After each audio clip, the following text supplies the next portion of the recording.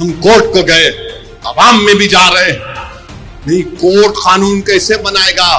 अरे जालिमो, supreme court का judgement कानून का मौकफ रखता है।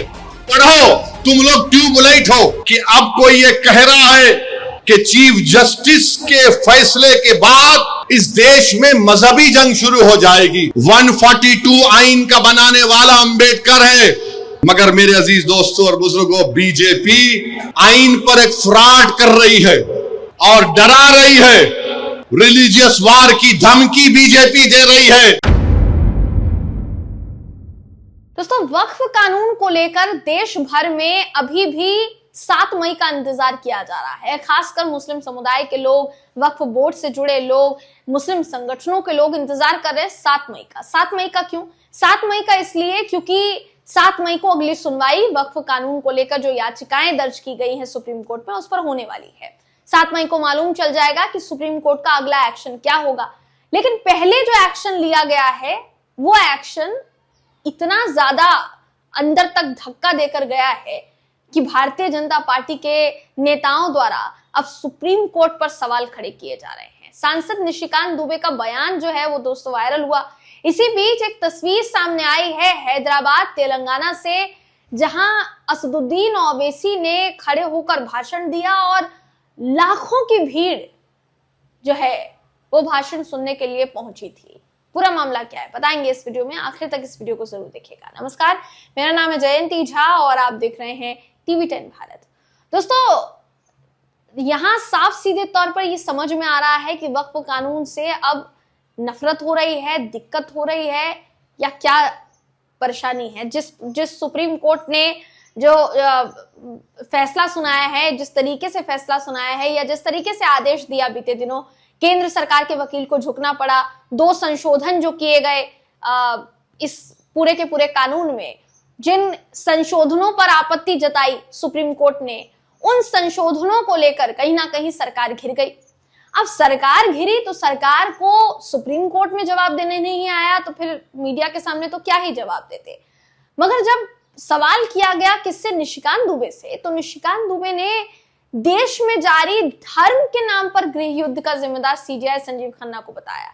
यह बयान बहुत चौंकाने वाला था। और इसी बीच एक तस्वीर निकलकर सामने आई दोस्तों, वो तेलंगाना की बताई जा रही है, हैदराबाद की बताई जा रही है, जहां एक सभा का आयोजन जो है वो किया गया था। और ये इतनी बड़ी सभा थी कि जिसको देखते ही हर किसी के होश उड़ गए। क्योंकि अगर देखिए इस सभा की बात की जाएगी तो किसने इसको आयोजित किया वो भी आपको बताना चाहेंगे। All India Muslim personal law board, इनकी तरफ से ये आयोजित किया गया था हैदराबाद में। AIMIM office, Darussalam, AIMPLB official के आह्वान पर वक्फ संशोधन बिल के खिलाफ बड़ा प्रदर्शन हुआ। कार्यक्रम के दौरान असदुद्दीन ओवैसी ने मोबाइल लाइट के जरिए बिल का विरोध करने के लिए कहा। और जब उन्होंने कहा कि मोबाइल लाइट के जरिए आपको विरोध करना चाहिए, तो लोगों ने किस तादाद में मोबाइल की लाइटें खड़ी की आपको दिखाना चाहेंगे। तस्वीर देखिए, क्योंकि हर कोई इस तस्वीर को देखकर दंग है। वीडियो देखिए। लाइट खोलो ताकि हम इस वक्त कानून के खिलाफ पूरे मुल्क को पैगाम दे सके। हमारे खवातीन भी फोन की लाइट खोल सकते हैं आप।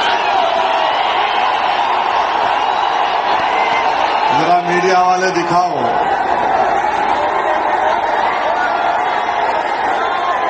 तो जैसा आपने वीडियो में देखा, दूर दूर तक खचाखच जहां वो पूरे मैदान में ये पूरा का पूरा आयोजन हुआ था दोस्तों, वहां पर लोग ही लोग थे। अब इस पूरे के पूरे आयोजन में असदुद्दीन ओवैसी ने अपना बयान दिया। असदुद्दीन ओवैसी ने कहा क्या, ये आपको देखिए बिना देर के हम बता देते हैं। आपकी स्क्रीन पर इस समय मैं आपको वो बयान दिखा रही हूं दोस्तों, जो असदुद्दीन ओवैसी ने दिया है। उन्होंने भाजपा सांसद निशिकांत दुबे के सुप्रीम कोर्ट पर दिए गए बयान पर यह कहा कि AIMIM सांसद असदुद्दीन ओवैसी कहते हैं कि आप लोग यानी भारतीय जनता पार्टी ट्यूबलाइट है, इस तरह से कोर्ट को धमका रहे हैं। क्या आपको पता है अनुच्छेद 142 संविधान का जो अनुच्छेद 142 है वो है क्या? इसे BR अम्बेडकर ने बनाया था। भाजपा धोखाधड़ी कर रही है और धार्मिक युद्ध की धमकी दे रही है, ये कहीं ना कहीं असदुद्दीन ओवैसी ने कहा है। तो चौंकाने वाला विषय है दोस्तों कि फिलहाल इस पूरे के पूरे कानून पर देश भर में बहस छिड़ी हुई है। और उसी बीच अगर निशिकांत दुबे इस तरीके की भाषा का इस्तेमाल करते हैं जिससे पार्टी भी रजामंद नहीं है, भाजपा ने साफ साफ कह दिया है कि इस बयान से हमारा कोई लेना देना नहीं है। ये निशिकांत दुबे ने कहा है, उनके व्यक्तिगत विचार हैं। मगर फिर सवाल खड़ा होता है कि वो भाजपा के छुटभैया नेता या पार्षद नहीं है, कोई ऐसे ही छोटे मोटे नेता नहीं है, कई बार के सांसद हैं निशिकांत दुबे। महुआ मोइत्रा को लेकर कितनी बार वो सवालों के घेरे में आए, महुआ मोइत्रा पर कितने सवाल इन्होंने खड़े किए थे, ये याद होगा दोस्तों आपको। देश की न्यायपालिका पर भरोसा रखने के लिए बार बार देश की सत्ताधीन पार्टी ही कहती आई है। मगर फिर सवाल ये कि जब आपको खुद को भरोसा नहीं है न्यायपालिका पर, सुप्रीम कोर्ट पर आपको भरोसा नहीं है, तो आप किस बिना पर लोगों को भरोसा करने के लिए कहते हैं?